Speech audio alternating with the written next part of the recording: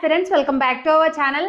అయితే రీసెంట్గా మనం పాలిటీ సిరీస్ స్టార్ట్ చేసాం కదా, అందులో భాగంగానే మనం ఈరోజు పార్లమెంట్లో ఉండే రాజ్యసభ గురించి డిస్కస్ చేద్దాం.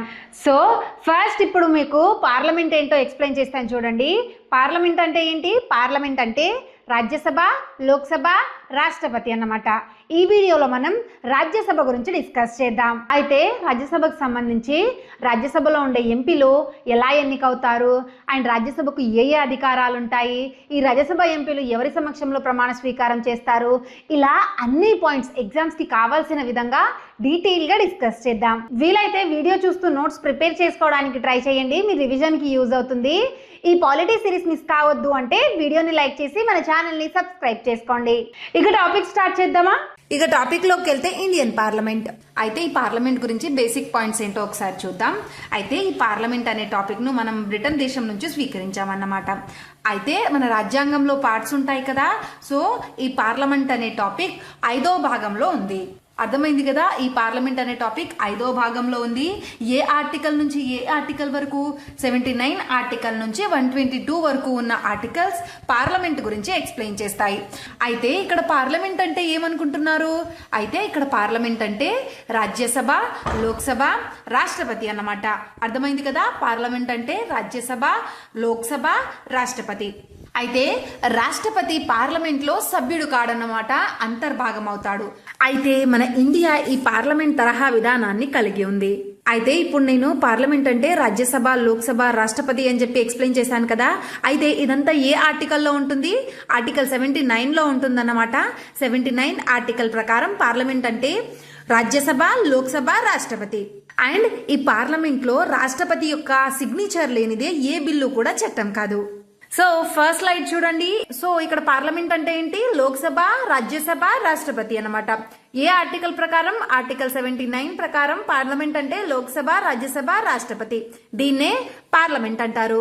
సో ఈ పార్లమెంట్ అనే టాపిక్ ను మనం బ్రిటన్ దేశం నుంచి స్వీకరించాం. అయితే దీనిని వెస్ట్ మినిస్టరీ తరహా విధానం అని కూడా అంటారన్నమాట. బ్రిటన్ పార్లమెంట్ ను మదర్ ఆఫ్ పార్లమెంట్ అని పిలుస్తారు. ఇది 5వ భాగంలో ఉంటుందన్నమాట. పార్లమెంట్ గురించి ఏ ఆర్టికల్స్ నుంచి ఏ ఆర్టికల్ వరకు? ఆర్టికల్ 79 నుంచి 122 వరకు ఉన్న ఆర్టికల్స్ అన్నమాట ఈ పార్లమెంట్ గురించి ఎక్స్ప్లెయిన్ చేస్తాయి. అయితే రాజ్యసభ ఎప్పుడు ఏర్పాటయ్యింది? రాజ్యసభ ఏప్రిల్ 3, 1952లో ఏర్పాటయ్యింది. లోక్సభ ఎప్పుడు ఏర్పడింది? 1952 ఏప్రిల్ 17 నాడు లోక్సభ ఏర్పాటయ్యింది. సో ఇక్కడ డేట్ చూసుకోండి. ఏప్రిల్ 3 నాడేమో రాజ్యసభ ఏర్పడింది. అదే ఇయర్లో ఏప్రిల్ 17 నాడు లోక్సభ ఏర్పాటయ్యింది అనమాట. సో వీటి యొక్క ఫస్ట్ సమావేశం, పార్లమెంట్ యొక్క ఫస్ట్ సమావేశం ఎప్పుడు జరిగింది? ఏప్రిల్లో ఏర్పడ్డాయి కదా ఇవి రాజ్యసభ, లోక్సభ. నెక్స్ట్ మంతే అంటే మే 13 నాడు పార్లమెంట్ యొక్క తొలి సమావేశం జరిగిందన్నమాట. అయితే ఇవన్నీ కూడా 1952లోనే ఏర్పడ్డాయి. తొలి సమావేశం కూడా 1952 మే 13 నాడు జరిగిందన్నమాట. భారత పార్లమెంట్ పై దాడి జరిగిన సంవత్సరం 2001 డిసెంబర్ 13 అన్నమాట. సో ఈ స్లైడ్ అర్థమైంది కదా. రాజ్యసభ ఏప్రిల్ 3 నాడు ఏర్పడింది, లోక్సభ ఏప్రిల్ 17 నాడు ఏర్పడింది. వీటి యొక్క తొలి సమావేశం అంటే పార్లమెంట్ యొక్క తొలి సమావేశం మే 13 నాడు జరిగింది. అయితే దీంట్లో ఇప్పుడు ఫస్ట్ మనం రాజ్యసభ గురించి తెలుసుకుందాం. అయితే ఈ రాజ్యసభ గురించి ఆర్టికల్ 80లో క్లియర్ గా ఉంటుంది. అయితే రాజ్యసభ గురించి తెలిపే ఆర్టికల్ 80 అన్నమాట. అయితే ఈ రాజ్యసభను ఎగువ సభ అని అంటే అప్పర్ హౌస్ అని, నిరంతర సభ అని కంటిన్యూస్ హౌస్ అని, రాష్ట్రాల సభ కౌన్సిల్ ఆఫ్ స్టేట్స్ అని, శాశ్వత సభ పర్మనెంట్ హౌస్ అని అంటారు.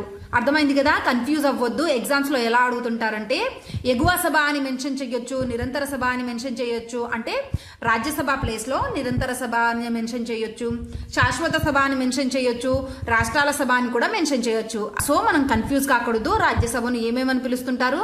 ఎగువ సభ, నిరంతర సభ, రాష్ట్రాల సభ, శాశ్వత సభ అని పిలుస్తారు. అయితే ఎగువ సభకు రాజ్యసభ అని పేరు సూచించిన వ్యక్తి సర్వేపల్లి రాధాకృష్ణన్. రాజ్యసభ స్థానాలకు రిజర్వేషన్లు వర్తించవన్నమాట. ఈ రాజ్యసభ స్థానాలకు రిజర్వేషన్లు అనేవి వర్తించవు. రాజ్యసభ ఎన్నికల్లో నోటా అనేది కూడా వర్తించదు.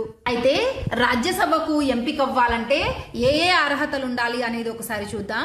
అయితే ఈ రాజ్యసభకు ఎంపీ కావడానికి భారతీయ పౌరుడై ఉండాలి, ఇండియన్ సిటిజన్ అన్నమాట. కనీస వయస్సు 30 సంవత్సరాలు నిండి ఉండాలి, దేశంలో ఎక్కడైనా ఓటర్ అయి ఉండాలన్నమాట. సో రాజ్యసభ సభ్యుడిగా పోటీ చేయడానికి కనీస డిపాజిట్ అంటే జనరల్ అభ్యర్థికి 25,000 అన్నమాట. ఎస్సీ ఎస్టీకి 12,500. పోటీ చేసే ముందు డిపాజిట్ చేయాలన్నమాట. అయితే ఆ పోటీ చేసిన వ్యక్తి ఈ మనీ తిరిగి పొందాలంటే పోలై చెల్లిన ఓట్లలో 1/6 వంతు ఓట్లు అనేవి ఆ వ్యక్తికి రావాలన్నమాట. అయితే రాజ్యసభకు ఎవరు అర్హులు కారు అండ్ రాజ్యసభ యొక్క పదవీ కాలం ఏంటో ఒకసారి చూద్దాం. ఎవరు అనర్హులు? 2 సంవత్సరాల కంటే ఎక్కువ జైలు శిక్ష పడి ఉండకూడదు.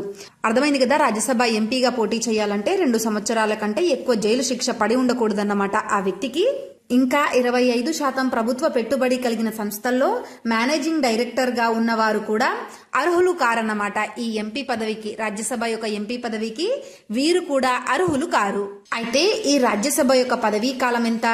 అయితే ఈ రాజ్యసభ అనేది శాశ్వత సభ అన్నమాట. దీన్ని రద్దు చేయలేం. లోక్సభను రద్దు చేయొచ్చు కానీ రాజ్యసభను రద్దు చేయలేరన్నమాట. అయితే ఈ సభ యొక్క పదవీ కాలం 6 సంవత్సరాలు.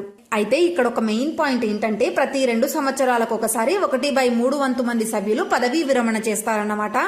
వారి ప్లేస్ లో కొత్త వారు వస్తారు. అర్థమైంది కదా, ఈ పదవీ విరమణ చేసిన వారి ప్లేస్ లో కొత్త వారు వస్తారన్నమాట ప్రతి 2 సంవత్సరాలకు ఒకసారి. అయితే రాజ్యసభలో గరిష్టంగా ఎంతమంది సభ్యులుంటారు? రాజ్యసభలో గరిష్టంగా 250 మంది సభ్యులు ఉంటారు. కానీ ప్రజెంట్ 245 మెంబర్సే ఉన్నారు. సో ఈ 245 మెంబర్స్ ఎక్కడెక్కడి నుంచి ఎన్నికై వస్తారో ఒకసారి చూద్దాం. అయితే 225 మంది సభ్యులు వివిధ రాష్ట్రాల నుంచి పరోక్ష ఎన్నికల ద్వారా, ఇండైరెక్ట్ ఎలక్షన్స్ ద్వారా ఎన్నికై వస్తారన్నమాట. సో అర్థమైంది కదా, వివిధ రాష్ట్రాల నుంచి 225 మంది సభ్యులు ఇండైరెక్ట్ ఎలక్షన్స్ ద్వారా ఎన్నికై వస్తారన్నమాట.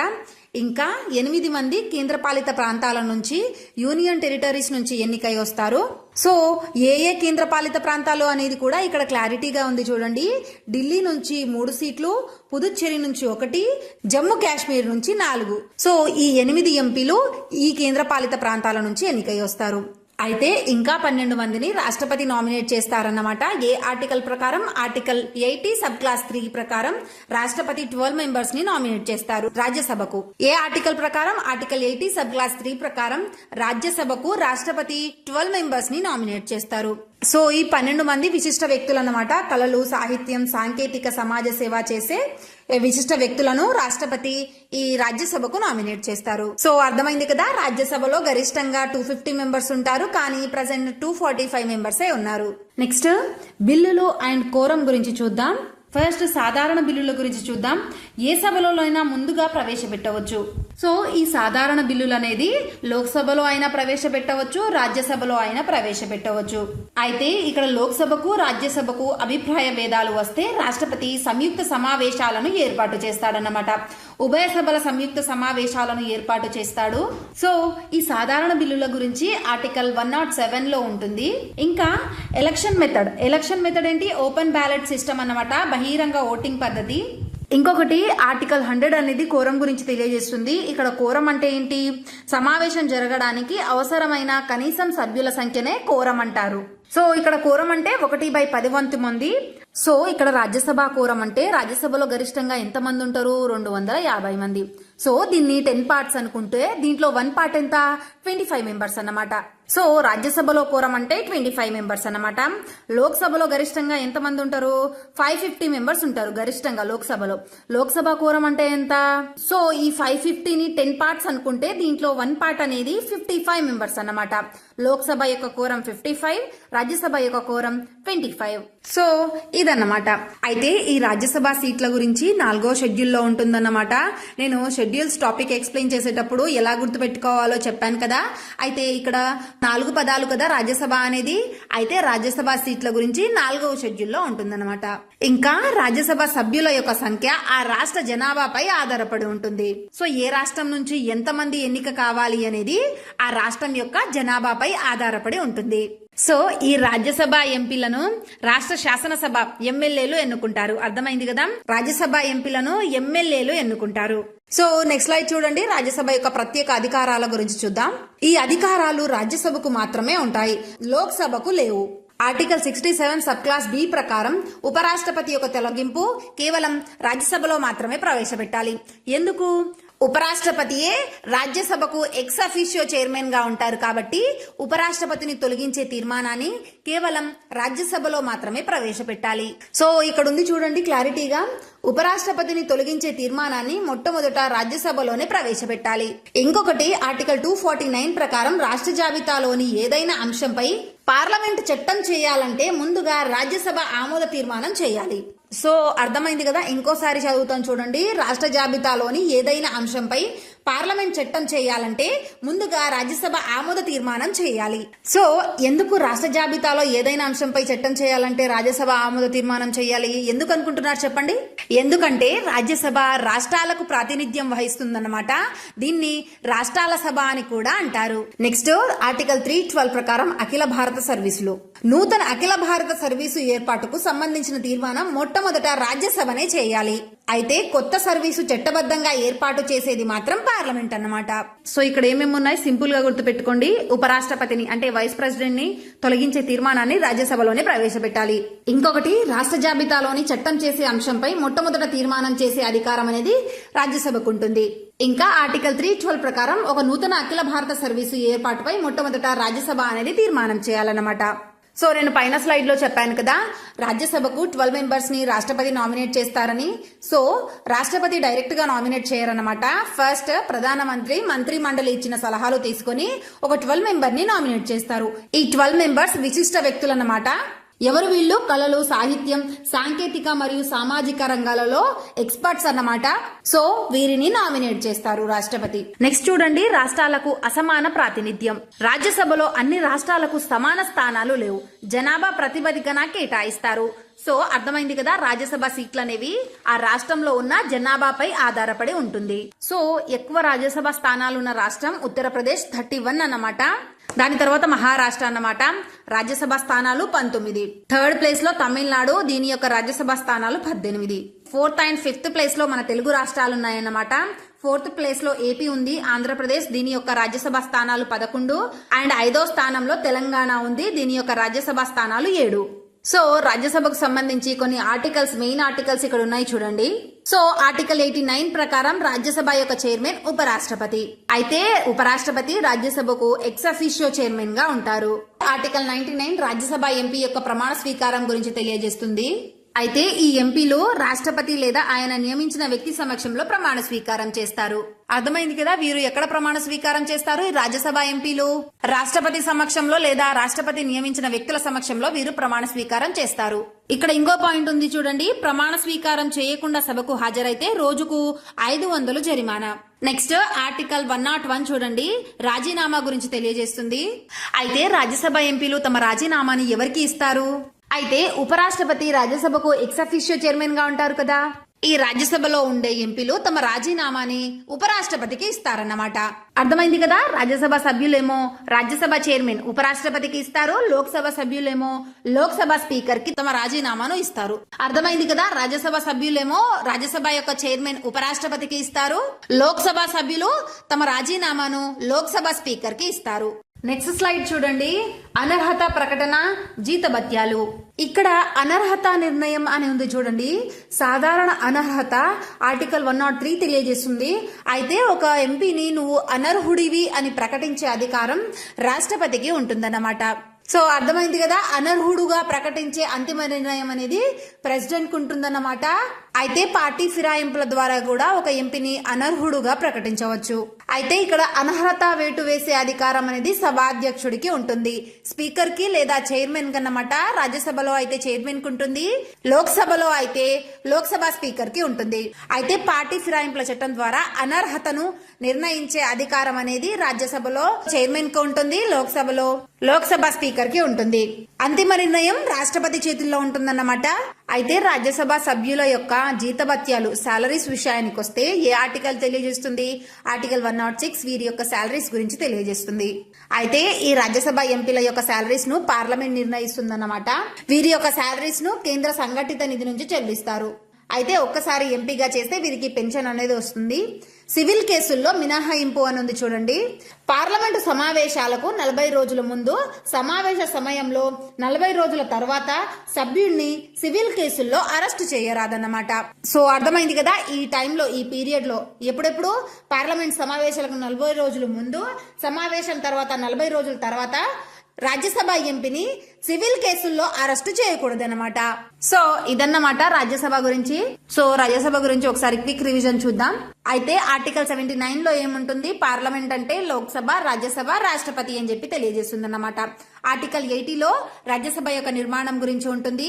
గరిష్టంగా 250 మెంబర్స్ ఉంటారన్నమాట రాజ్యసభలో. ప్రస్తుతం 245 మెంబర్స్ ఉన్నారు. అండ్ రాజ్యసభ చైర్మన్ గా ఉపరాష్ట్రపతి ఉంటారన్నమాట. ఉపరాష్ట్రపతిని ఎన్నుకునే ప్రాసెస్ అనేది ఉపరాష్ట్రపతి టాపిక్ లో నేను క్లియర్ గా ఎక్స్ప్లెయిన్ చేస్తాను, కానీ ఒకసారి ఈజీగా చెప్తాను చూడండి ఉపరాష్ట్రపతిని ఎలా ఎన్నుకుంటారో. సో ఉపరాష్ట్రపతిని పార్లమెంట్ లో ఉన్న సభ్యులు మాత్రమే ఎన్నుకుంటారు. దీంట్లో నామినేటెడ్ సభ్యులు కూడా ఉంటారన్నమాట. అంటే రాజ్యసభ నుంచి ప్రస్తుతం ఉన్న 245 మెంబర్స్, లోక్సభ నుంచి 543 మెంబర్స్. ఇక్కడ 543 అని ఎందుకు అంటున్నానంటే రీసెంట్ గా ఇద్దరు ఆంగ్లో ఇండియన్స్ యొక్క రిజర్వేషన్లు తొలగించేశారు కాబట్టి ప్రజెంట్ లోక్సభలో 543 మెంబర్సే ఉంటారు. సో వీళ్ళందరూ కూడా ఉపరాష్ట్రపతిని ఎన్నుకుంటారు. ఇక్కడ ఉపరాష్ట్రపతి అనే టాపిక్ ఎందుకు చెప్పానంటే రాజ్యసభ గురించి వచ్చింది కదా. సో రాజ్యసభకు చైర్మన్ గా ఉపరాష్ట్రపతి ఉంటారు కాబట్టి చెప్పాను. నెక్స్ట్ ఆర్టికల్ 80 సబ్ క్లాస్ 3 అన్నమాట. దీని ప్రకారం 12 మెంబర్స్ ని రాష్ట్రపతి రాజ్యసభకు నామినేట్ చేస్తారు. అర్థమైంది కదా, విశిష్ట వ్యక్తులను 12 మెంబర్స్ ని రాజ్యసభకు నామినేట్ చేస్తారు ప్రెసిడెంట్ గారు. ఆర్టికల్ 100 అనేది కోరం గురించి తెలియజేస్తుంది అన్నమాట. కోరం అంటే 1/10, మొత్తం సభ్యుల్లో 1/10 కాదు. రాజ్యసభలో 1/10 అంటే 25 మెంబర్స్, లోక్సభలో 1/10 అంటే 55 మెంబర్స్ అన్నమాట. అయితే ఇక్కడ చూడండి article 67 sub class B, article 249, article 312 అనేవి రాజ్యసభకు ఉండే ప్రత్యేక అధికారాల గురించి తెలియజేస్తుంది అన్నమాట. ఇక్కడ ఆర్టికల్ 67 సబ్ క్లాస్ బి అనేది ఉపరాష్ట్రపతి యొక్క తొలగింపు గురించి తెలియజేస్తుంది. ఆర్టికల్ 249 అనేది స్టేట్ లిస్ట్, రాష్ట్ర జాబితాలో ఉండే అంశాలపై పార్లమెంట్ చట్టం చేయాలంటే ముందుగా రాజ్యసభలో ఆమోద తీర్మానం చేయాలని తెలియజేస్తుంది. నెక్స్ట్ ఆర్టికల్ 312 అనేది అఖిల భారత సర్వీసుల గురించి తెలియజేస్తుంది అన్నమాట. సో దీనికి సంబంధించి ఫస్ట్ తీర్మానం రాజ్యసభనే చేయాలన్నమాట, అఖిల భారత సర్వీసులకు సంబంధించి. నెక్స్ట్ పదవీ కాలం చూడండి, రాజ్యసభను శాశ్వత సభ అని అంటారన్నమాట. ఇందులో ఉండే ఎంపీల యొక్క పదవీ కాలం 6 సంవత్సరాలు. అయితే ప్రతి 2 సంవత్సరాలకు ఒకసారి 1/3 వంతు మంది పదవీ విరమణ చేసి వారి ప్లేస్ లో కొత్త సభ్యులు ఎన్నికవుతారు. అయితే అర్హత వయస్సు 30 ఏళ్ళు అన్నమాట. 30 ఏళ్లు నిండి ఉండాలి. సో రాజ్యసభ అనేది ఎప్పుడు ఏర్పడింది, 1952 ఏప్రిల్ 3 నాడు ఏర్పడింది అన్నమాట. లోక్సభ ఇదే ఇయర్ లో ఏప్రిల్ 17 నాడు ఏర్పడింది. అయితే పార్లమెంట్ యొక్క మొదటి సమావేశం ఎప్పుడు జరుగుతుంది, పార్లమెంట్ యొక్క మొదటి సమావేశం ఇదే ఇయర్ అంటే 1952లో మే 13 నాడు జరుగుతుంది. అయితే రాజ్యసభ సభ్యుడిగా పోటీ చేయాలంటే 25,000 డిపాజిట్ చేయాలన్నమాట. ఎస్సీ ఎస్టీకి 12,500 అయితే సరిపోతుంది. ఇతర రిజర్వేషన్లు లేవు, నోటా వర్తించదు, ఓపెన్ బ్యాలెట్ అన్నమాట. సో ఇక్కడ రాజ్యసభ మైండ్ మ్యాప్ సారాంశం అనేది చూడండి, ఒకసారి చూసి నోట్ చేసుకోవడానికి ట్రై చేయండి, మీ రివిజన్ కి యూజ్ అవుతుంది. మీరు ఈ వీడియోని ఎండ్ వరకు చూసారంటే ఈ టాపిక్ మీకు అర్థమైందని అనుకుంటున్నాను. ఇన్ కేస్ మీరు వీడియోని ఇంకా లైక్ చేయకుంటే వీడియోని లైక్ చేసి మన ఛానల్ని సబ్స్క్రైబ్ చేసుకోండి. మీ ప్రిపరేషన్కి ఖచ్చితంగా యూజ్ అవుతుంది.